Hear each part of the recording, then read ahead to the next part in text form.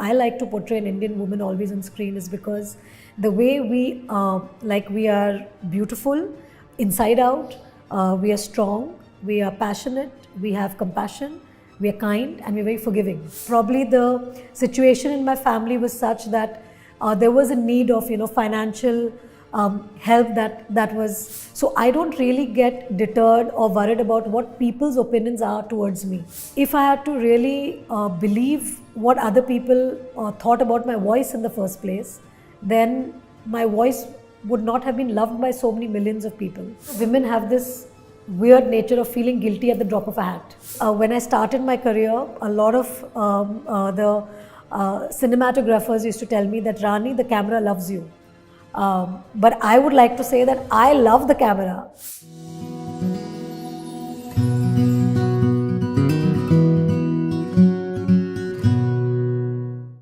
Hi everyone, this is Avinash Lohana and you're watching Pink Villa. My guest today was hailed as a queen when she made her acting debut, and many years later she still owns the title. No wonder the destiny wanted her to be named Rani. Joining me on Woman of Season 4 today is the OG Queen, Rani Mukherjee. Hi Rani. Hi. So Rani, I can't tell you how happy I am to do this conversation. I'm not saying it just because I'm here. I've been behind your team saying, please karwa do. So I'm so happy you've given me this time. It means a lot. Thank you. It's so surprising that, you took up acting, and I read somewhere that you didn't want to become an actor. Yes. Especially when you hail from a filmy family. Right. Why were you averse to it? I would not use such a harsh word as averse. It was not something that I believed that I could be. Like, when you're growing up and when you're in school and college, the kind of friends that I had and the kind of school that I was growing up in, I think everybody had different areas of expertise that they wanted to do. Like, somebody wanted to be a scientist, somebody wanted to be a doctor, somebody wanted to be a lawyer, somebody wanted to be a fashion designer, an interior designer. And when I was growing up, I don't think being in the film industry was something looked upon as something so cool.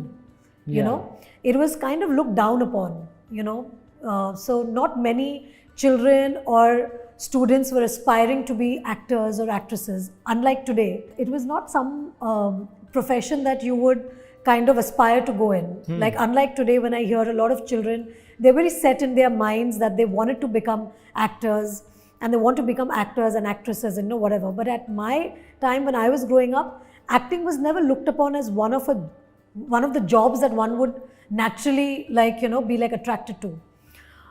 So it never really came to my mind that I would be an actor. Like, I was more interested in law. I was more interested in becoming a lawyer. I wanted to be an interior designer. So being an actor was never something that really came in my head. And as you said, that I came from a film family, but a film family where my father had been doing films at a time when I was not even born. Like when he produced films like Leader and Hum Hindustani, that was in the 1960s. Yes. And I'm born like in the late 70s. Correct. In 78. So by the time I was born, my father was not really making films. So it was not as if there was film talk happening every day in the house that I would be it was a very normal, house and upbringing that we came from, and films were never a conversation. So when I grew up and there's this offer that came my way, I think my mother very politely put it to me that, try it. If it doesn't work for you, you can go back to studies. But if it works, I think, give it a try, because, opportunity has knocked on your door. And maybe that time I didn't realize that probably the situation in my family was such that there was a need of, financial help that was what was being the whole resonance at that time at home. But I didn't really think of it much as this, because no child thinks that their parents are not doing well. Because the kind of life or the lifestyle that my parents tried to give me and my brother, it was quite comfortable. But I'm so glad that she did, because I'm really in love with my profession today. And I don't think that there would be any other profession that would give me so much happiness than what I get by doing films. And the fact that I got lucky with being able to hone my craft through every film that I did.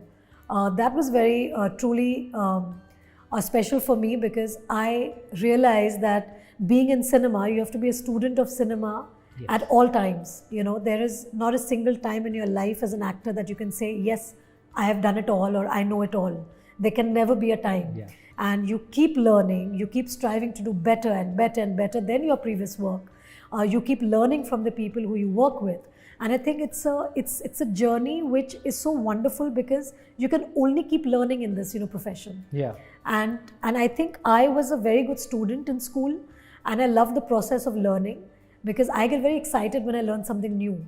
So for me, being in the profession really helped me to really learn so many different new things, different aspects of filmmaking, different aspects of makeup, different aspects of so many areas in our film industry, So that keeps me going, and that keeps me excited for the next day. I'm so glad your mother made that decision for you. Thank you. From then to now, winning so many accolades for being Rani Mukherjee, how do you look at this journey? It's almost been 3 decades. Yeah, it feels almost yesterday actually, because I feel the same kind of love and excitement and energy when I'm on set. I think when I started my career, a lot of cinematographers used to tell me that, Rani, the camera loves you. But I would like to say that I love the camera. I love the whole process of filmmaking. I love being on a film set. I love the energy with which people are trying to create something.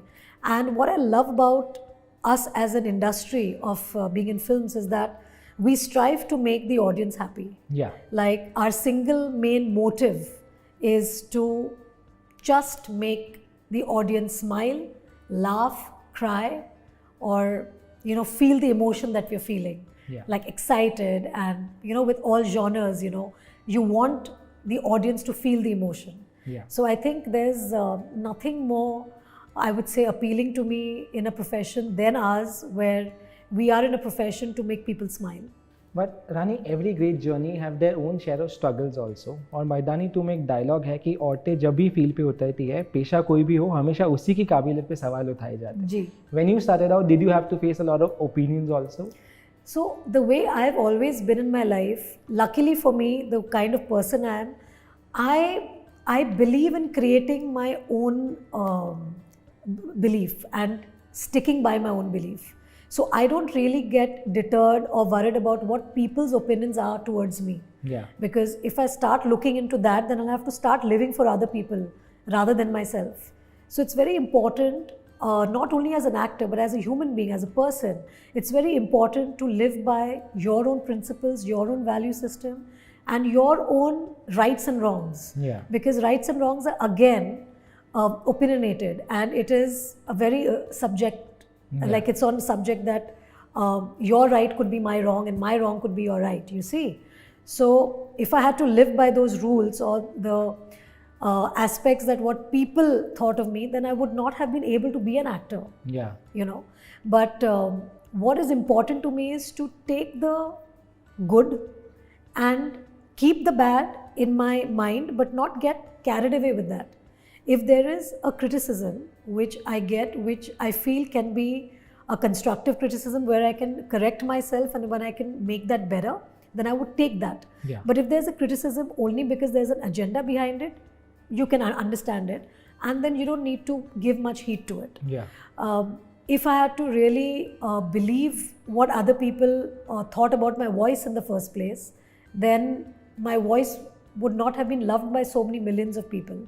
If I hadn't put my foot down and dubbed my own films, people today recognize me with my voice. Yes. And for me, that is something that is amazing, because not many people thought that my voice could become so special in my years of being in films would be. Yeah. So I think there are things that you have to believe in yourself, and you have to do things and leave the rest to God and the audience. Yeah. Because we have to work hard, we have to do what's best that we can do up to the ability that we can do, and the rest is, you can give some points to destiny, some points to the audience, some points to God, and some points to just the right timing and releasing the film at the right time. Yeah. I may be generalizing and it's unfortunate, but sometimes women have to work harder than men to like reach somewhere. I feel sometimes men have to also work harder. So I would not give so much importance and say that only women have to work that doubly hard. There are so many fields in which men have to work harder too. Yeah. Like I'm saying, let's not go further away. But in my own industry, I've seen a lot of hairstylists who were female first, you know, and then the men had to come and prove to women that they also are good with hair. So it's not always like how you see it or how you generalize. I think in different professions and different fields of work, there can be different instances and different examples, Yeah. you know. In some profession, like in, you know, Mardani, where we are talking about Shivani Shivaji Roy, Yeah. specifically when she says the line, she could have come up with the line because of her own experiences in her field. Yeah. You see, so she spoke, but we cannot generalize that statement and say it's always out there. Yeah. But in that world, I've seen in police officers, women command even more respect than men, Yeah. and it depends on what position they are in. Yeah. So it's like the hierarchy is set not by your gender, but it's set by in which position you are in. Yeah. And I think in every field today, I see there are women bosses as well. Yes. And in some places, there are men bosses. So I think it's always a catch-22 situation, but I think it's kind of leveling and getting there. Yeah. Even with Maidan, you broke the stereotype of how women characters or even cop characters were portrayed on screen. Yes. You did that even back then. What was that as a challenge like? For me, I think with Mardani, what we tried to portray was how women cops are naturally, like, because when we did research and I met female cops, and they demand so much power, you know, when you meet them, like their aura is so strong, you know, and they're like really powerful. And like I always say that एक जो जिगरा होता है इंसान में, वो आपके body building से नहीं आती, वो एक पावर होता है, you know. So I saw that in a lot of female cops, and that's what I tried to portray through Shivani's character, you know, that strength is not always with physical strength, it's also the strength that you have in your mind. Yes. It's also the strength that you have in your heart, where you're able to tackle and go to the scene of crime, fight crime on a day-to-day basis. And I think the cops are doing an amazing job, and I wouldn't generalize them and put a gender to it. Yeah. Which women-led films did you grow up being motivated by or inspired by? There are so many films, like whether you pick up any films of Nargis ji, or you pick up films of Nutan ji, Rekha ji, they're all like wonderful, wonderful films, because they all have portrayed women, Indian women, in the true sense, you know. And the beauty of playing an Indian woman I always feel that I like to portray an Indian woman always on screen is because the way we are beautiful inside out, we are strong, we are passionate, we have compassion, we are kind, and we're very forgiving. Yeah. So there are a lot of things that make Indian women very beautiful. Yeah, absolutely. So you know, over the years, over decades, you know, actresses have come and performed such wonderful roles, played such wonderful characters, and it's in our history. Rani of Jhansi ko le lo. So you know, every woman in our history, in our talk, they've always been so special. So yeah, it's like amazing to be able to portray so many different characters from our Indian stories itself. You also took up roles like, say, Laga Chunni Mein Daag and No One Killed Jessica, when people were talking about women-led films, but not many were ready to invest in it. How do you look at that time as compared to today? I feel that those producers have been amazingly brave to have backed a project. I would not say project, but they've backed a story. Yeah. And a story that needed to be told. And irrespective of what the gender of the mainstream actors were in it, it didn't bother them. Yeah. You know, so I would give the credit to the producers, because if they hadn't thought of producing a film like that, that film wouldn't have released. Yeah. Or that film wouldn't have seen the light of day. Yeah. So yeah, so I would always give credit to the producer, because he's the one who moves everything around. Yeah. Yeah. There's another dialogue in your film. बराबरी बहुत दूर की बात है, फिलहाल हिस्सेदारी मिल जाए वो भी बहुत है. आज हम किस मुकाम पे हैं रानी जी? Do we have हिस्सेदारी or do we have बराबरी? I think in different situations, we cannot say it because, see, I would say it from the experience that I have around me. Another person who probably would watch my interview would say that, no, we don't believe what she's saying, or we don't agree with that, because every person who comes from a different situation, a different a social strata, a different economic strata, everybody moves in different, I think, communities where things are different for them. So I can't generalize and say that ab ye hai, you know. So I would like to believe that things are moving for the better and things are changing for the better. But I don't think anybody can really put their hand on the heart and say ki haan ye hai. At one point in our business, motherhood was also seen as an end of a career, but you have proved that wrong. What kind of efforts does one have to put in this to make sure that it goes out as an example? I think I would say efforts have been made from my family. Because I think whether it's my husband who has been so understanding and my daughter who's been so understanding, I would like to give them the credit. Because when I was in films and I was playing the role of a daughter to my parents were very, very supportive. And they're the ones who really encouraged me to be in the field that I was in. And they really, really looked after me while I used to have those grilling schedules and working day and night, and they were very supportive. And I would say that as a wife, as a mother, I would like to give credit to my new family. The family that I made with my husband, with my child, and they are so encouraging and they are so supportive that I go out and work. That it wouldn't have been possible if they would have created a fuss or have made me feel guilty of going out and working. So I would like to say that it's their support that helps me keep this balance between my work and my personal life. You're absolutely right. I think when you have a supportive family, that makes at least 50% of the job easy there. Absolutely. Because then you don't, because women have this weird nature of feeling guilty at the drop of a hat. That's true. So I think if you have a family that does not make you feel a certain emotion, and that emotion especially, women can fly. And I think every woman needs to be told 100 times a day that it's okay for you to go out there and do what you're doing.